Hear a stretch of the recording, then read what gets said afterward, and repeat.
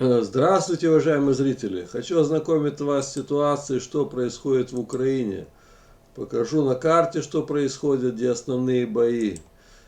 Так, и вот еще зачитаю сводку новостей. Все, что касается освобождения Херсона, операция затягивается. Вот что пишет украинское издание.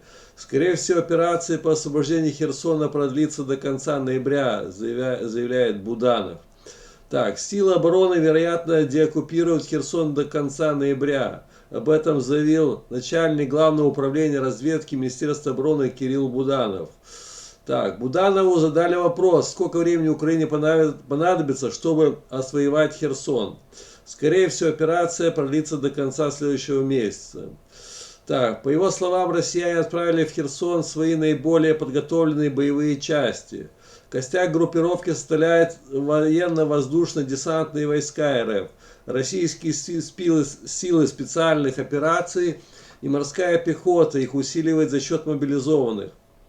Буданов сообщил, что в Херсоне на обоих берегах Днепра находится около 40 тысяч российских военных.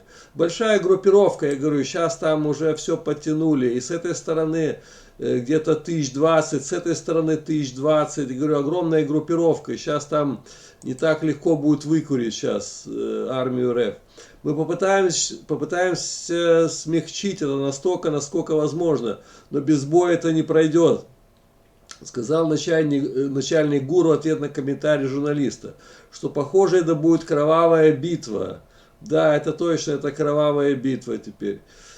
Так, по нашей оценке, если сейчас даже могут взорвать эту дамбу, Каховскую ГЭС, то они взорвут только дорогу, которая проходит через плотину, чтобы сделать ее невозможной для наших транспортных средств. В общем, там будет настоящая бойня. Я вам сразу говорю, что это самая Херсон, это всю область, что сейчас под контролем армии РФ, не сдадут просто. Путин, говорю, бросает на убой все, что есть, самые возможные части, которые в его распоряжении. И там, говорю, настоящая мясорубка будет здесь уже. Сталинград ее называют. Видите, сине-красном огне горят по всей линии. Там идут бои. Сейчас, вот пока мы сидим, разговариваем, там по всей линии идут бои. И там огромные потери у армии РФ, и в ВСУ точно тоже огромные потери. Ну вот последние сейчас потери, я вам расскажу вообще, как выглядит ситуация на фронте. Вот статья тоже, человек 50 убитыми, до 130 ранеными. Но это только на одном направлении. И конкретно, вот, допустим, берем одно направление, какое-нибудь, допустим, Кремена, и вот там вот происходят бои, и вот на этом участке уже примерно столько убито раненых. Всего же за последние сутки, вот я вам сейчас потом покажу, вот, там картинка есть. В общем, 620 человек еще потеряли сейчас армия РФ.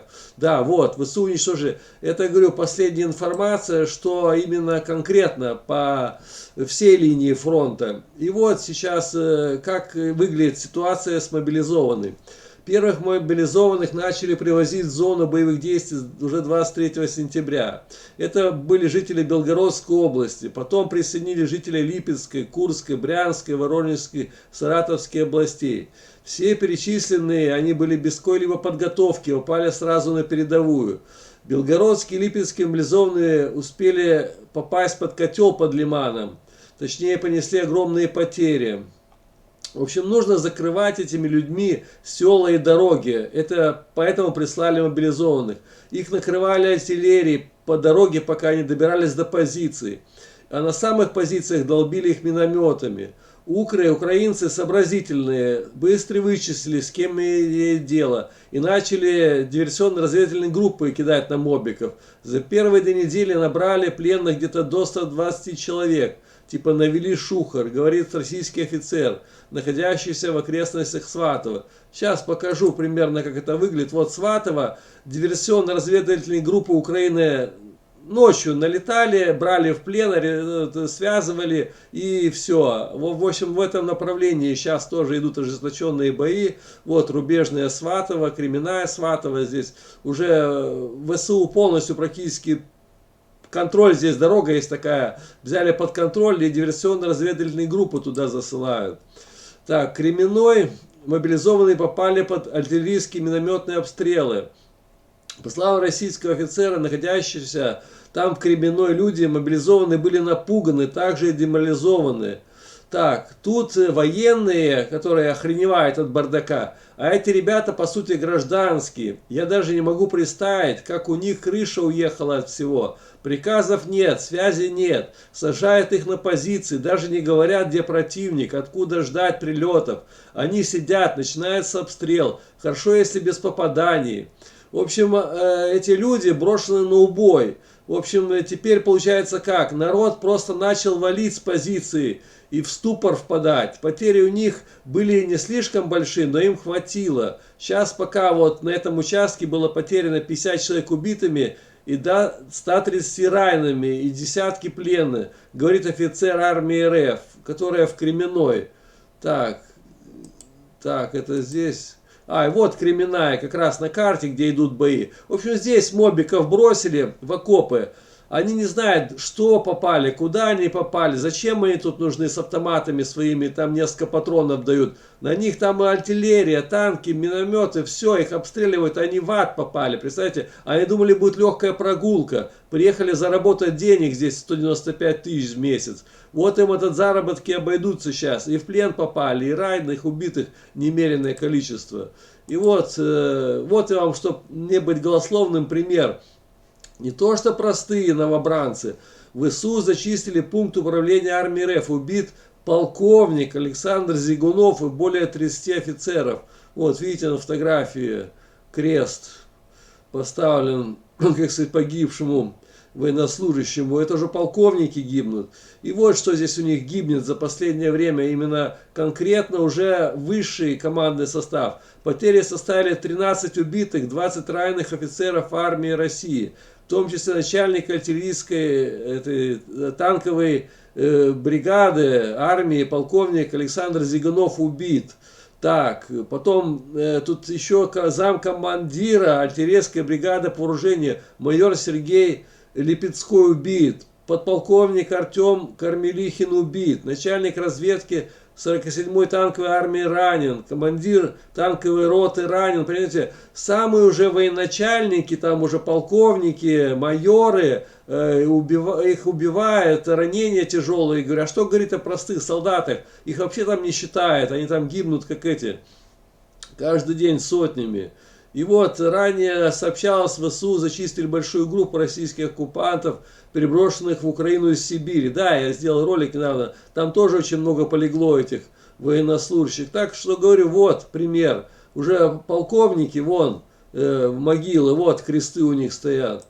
И вот последняя информация, я вам говорил, 620 убитых и подбито 14 танков. Последняя сводка новостей. Огромное число гибнет. Вчера было 950, сегодня 620. Говорю, настоящее все, мясорубка, ребята, все. В день, считайте, вот приплюсовать 1500 человек погибло за 2 дня. Это что это такое? Ну раньше, да, там 200 было, 250, сейчас вон началось.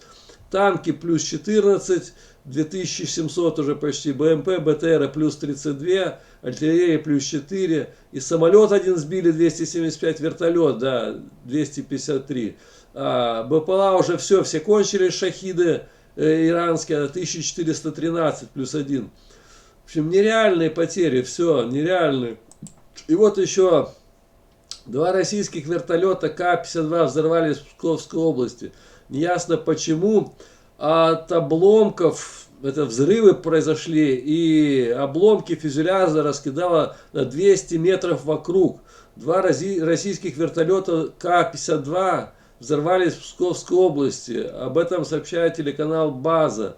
Боевые машины находились на территории военного аэродрома, который расположен недалеко от российско-латвийской границы.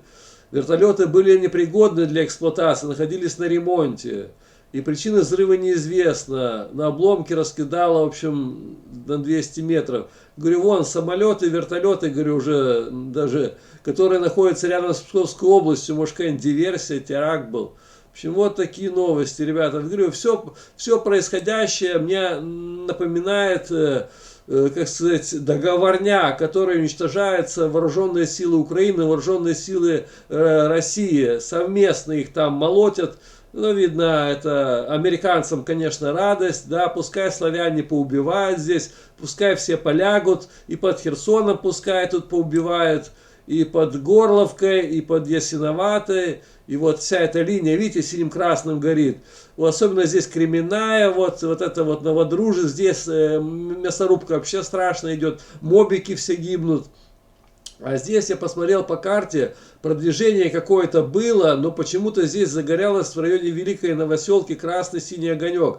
Начались боевые действия. Вот в этом почему-то вот здесь как бы продвинулись ВСУ сюда немного, в районе Волновахи. И тут вот тут загорелся. Видно, может наступление пойдет еще сейчас ВСУ по этому направлению, в районе сюда вот. Мариуполя, как бы, может, потому что я здесь раньше не видел, вот этом направлении Гуляй-Поле, Орехов, все синим горело, а вот Новая Новоселка, как бы, будет продвигаться. Говорили, что, может быть, ВСУ сейчас начнут продвигаться именно вот сюда, по центру, в районе Мариуполя, вот Каменки, вот сюда. Уже такая информация была, что ВСУ готовят, как бы, направление именно вот здесь, по этой центральной части, отрезать, как бы я говорил раньше, но пока еще.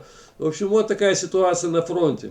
Всем спасибо, всем пока, до новых встреч.